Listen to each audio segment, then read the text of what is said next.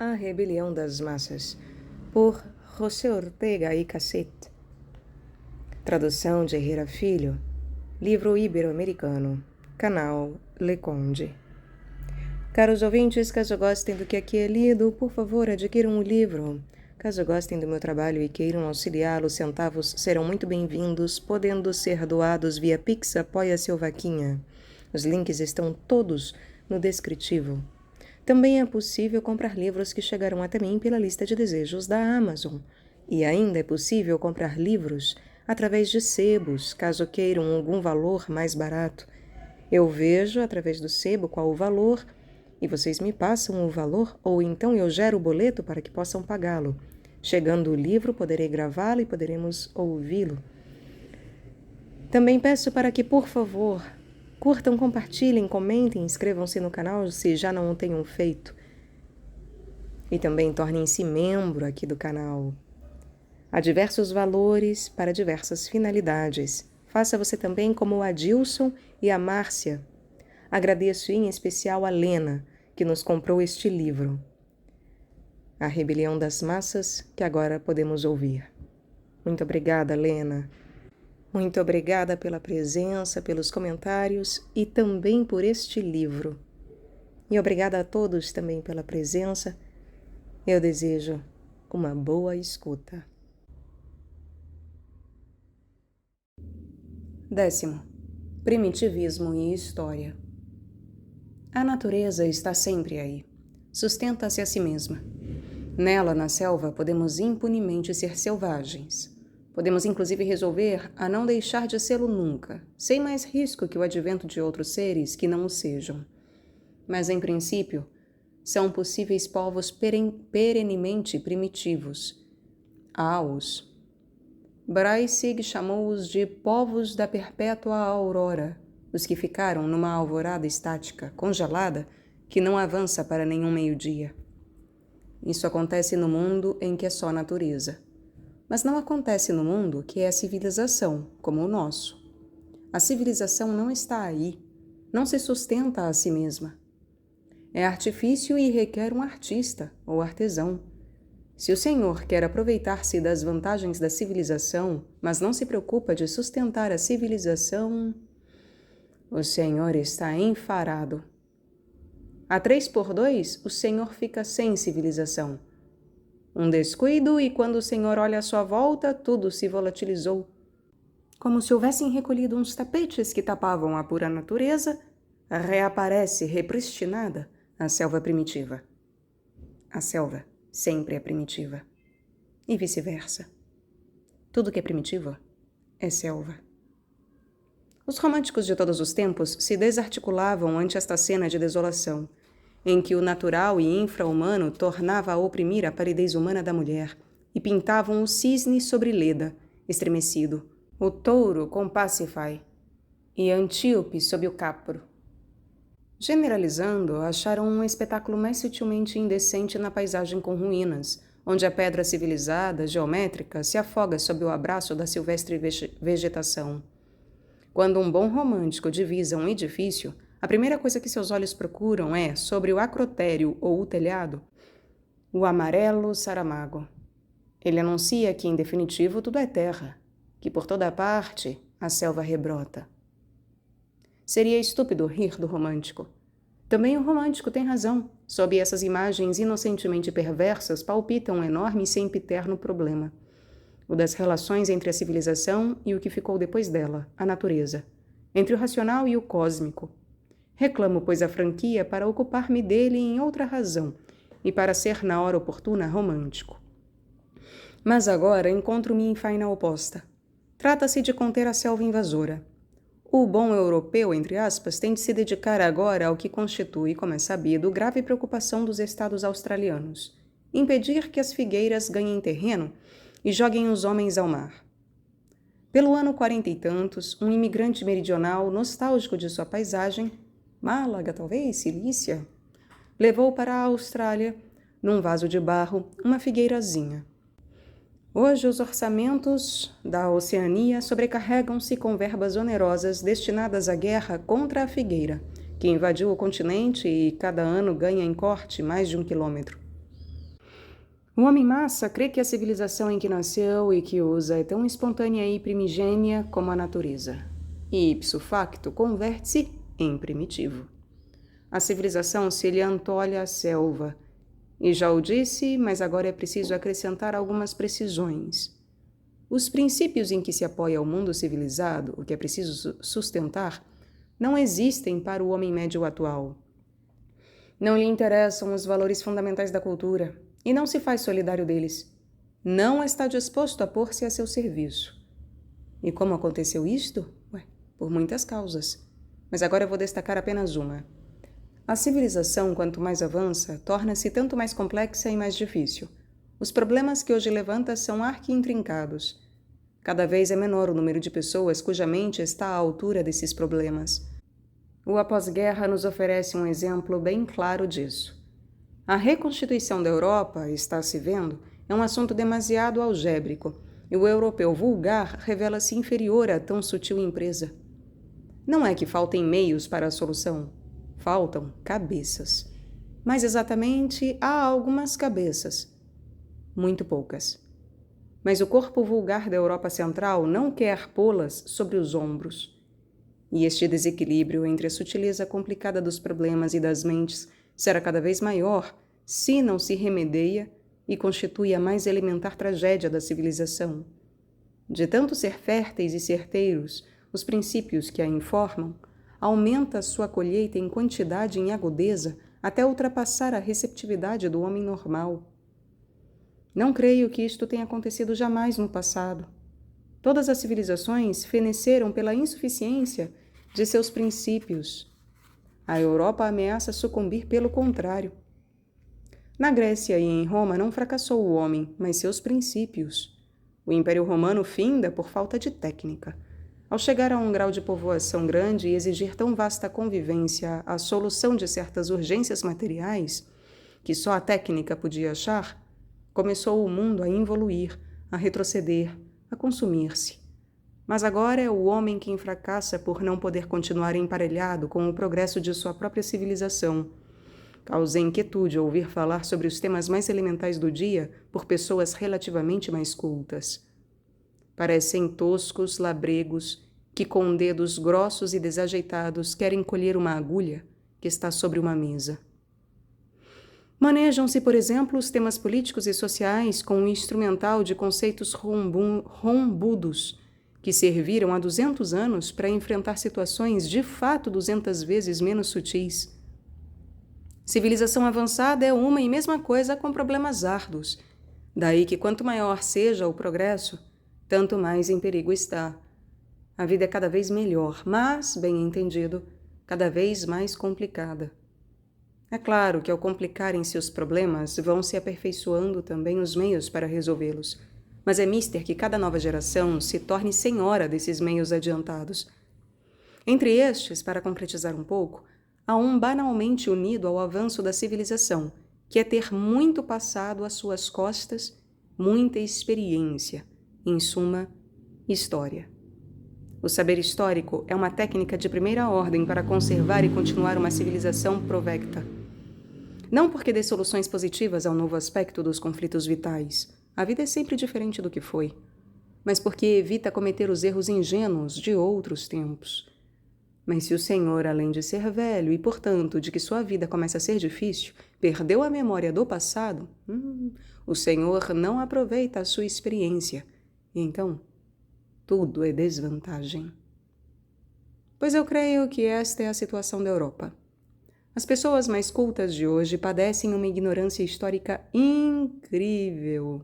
E eu sustento que hoje sabe o europeu dirigente muito menos história que o homem do século XVIII e mesmo do XVII. Aquele saber histórico das minorias governantes sensu lato, tornou possível o avanço prodigioso do século XIX. Sua política está pensada pelo XVIII precisamente para evitar erros de todas as políticas antigas. Está ideada em vista desses erros e resume em sua substância a mais longa experiência. Mas já o século XIX começou a perder cultura histórica, apesar de que, no seu transcurso, os especialistas a fizeram avançar muitíssimo como ciência. E este abandono se deve em boa parte seus peculiares erros, que hoje gravitam sobre nós. Em seu último terço iniciou-se, embora subterraneamente, a involução, o retrocesso à barbárie. Isto é, a ingenuidade e primitivismo de quem não tem ou esquece o seu passado. Por isso são bolchevismo e fascismo as duas tentativas novas, entre aspas, de política que na Europa e seus confinantes se estão fazendo, dois claros exemplos de regressão substancial. Não tanto pelo conteúdo positivo de suas doutrinas, que isolado tem naturalmente uma verdade parcial. Quem no universo não possui uma porciúncula de razão? Como pela maneira anti-histórica anacrônica com que tratam a sua parte de razão. Movimentos típicos de homens-massas dirigidos, como todos os que o são, por homens medíocres, extemporâneos e sem memória extensa, sem consciência histórica, comportam-se desde o início como se houvessem passado já. Como se, sucedendo nesta hora, pertencessem à fauna de antanho. A questão não está em ser ou não ser comunista e bolchevista. Não discuto o credo. O que é inconcebível e anacrônico é que um comunista de 1917 se atire a fazer uma revolução que é, em sua forma, idêntica a todas as que houve antes e na qual não se corrigem os mínimos defeitos e erros das antigas. Por isso não é interessante historicamente o acontecido na Rússia. Por isso é estritamente o contrário de um começo de vida humana. É, pelo contrário, uma monótona repetição da revolução de sempre. É o perfeito lugar comum das revoluções. Até o ponto de que não há frase feita das muitas sobre as revoluções a velha experiência humana fez, que não receba a deplorável confirmação quando se aplica a esta. A revolução devora seus próprios filhos. A revolução começa por um partido moderado, a seguir passa aos extremistas e começa muito rapidamente a retroceder para uma restauração, etc, etc, etc. A esses tópicos veneráveis podiam ajuntar-se algumas outras verdades menos notórias, porém não menos prováveis. Entre elas esta: uma revolução não dura mais que 15 anos, período que coincide com a vigência de uma geração. Quem aspire verdadeiramente a criar uma nova realidade social ou política necessita preocupar-se, antes de tudo, de que esses humílimos lugares comuns da experiência histórica fiquem invalidados pela situação que ele suscita. Da minha parte, reservarei a qualificação de genial ao político que mal comece a operar, comecem a ficar loucos os professores de história dos institutos, em vista de que todas as leis de sua ciência aparecem caducadas, interrompidas e feitas cisco. Invertendo o signo que afeta o bolchevismo, poderíamos dizer coisas similares do fascismo. Nenhum nem outro ensaio estão à altura dos tempos. Não levam dentro de si, resumido, todo o pretérito, condição irremissível para superá-lo. Com o passado, não se luta corpo a corpo. O porvir o vence, porque o devora. Se deixar algo de fora, algo dele de fora, está perdido. Um e outro, bolchevismo e fascismo, são duas falsas alvoradas. Não trazem amanhã do amanhã, mas a de um arcaico dia, já usado uma e muitas vezes. São primitivismo. E isto serão todos os movimentos que recaiam na simplicidade de travar uma luta com tal ou qual porção do passado, em vez de proceder à sua digestão. Não há dúvida de que é preciso superar o liberalismo do século XIX. Mas isso é justamente o que não pode fazer quem, como o fascismo, se declara antiliberal. Por isso, ser antiliberal ou não liberal é o que fazia o homem anterior ao liberalismo. E como já uma vez este triunfou daquela, repetirá sua vitória inúmeras vezes e se acabará tudo, liberalismo e antiliberalismo, numa destruição da Europa. Há uma cronologia vital inexorável. O liberalismo é nela posterior ao antiliberalismo, ou, o que é o mesmo, é mais vida que este, como o canhão é mais arma que a lança. Desde já, uma atitude anti-algo parece posterior a este algo, posto que signifique uma reação contra ele e supõe sua prévia existência. Mas a inovação que o anti representa se desvanece no vazio ademane negador e deixa só como conteúdo positivo uma antigualha. Quem se declara anti-Pedro não faz, traduzindo sua atitude à linguagem positiva, senão declarar-se partidário de um mundo onde Pedro não existe. Mas isso é precisamente o que acontecia ao mundo quando ainda não havia nascido Pedro. O antipedrista, em vez de colocar-se depois de Pedro, coloca-se antes e retrocede toda a película à situação passada, ao cabo da qual está inexoravelmente o reaparecimento de Pedro. Acontece, pois, com todos esses o que, segundo a lenda, aconteceu a Confúcio, o qual nasceu naturalmente depois de seu pai, mas diabo, nasceu já com 80 anos, enquanto seu progenitor não tinha mais que 30. Todo anti não é mais que um simples e vazio não. Seria tudo mais fácil, tudo muito fácil, se com um não puro e simples aniquilássemos o passado. Mas o passado é por essência revenant. Se o mandamos embora, volta irremediavelmente. Por isso, sua única autêntica superação é não mandá-lo embora. Contar com ele. Comportar-se à sua vista para sorteá-lo, evitá-lo. Em suma, à altura dos tempos, com hiperestésica consciência da conjuntura histórica. Em suma, à altura dos tempos, com hiperestésica consciência da conjuntura histórica. O passado tem razão, a sua razão.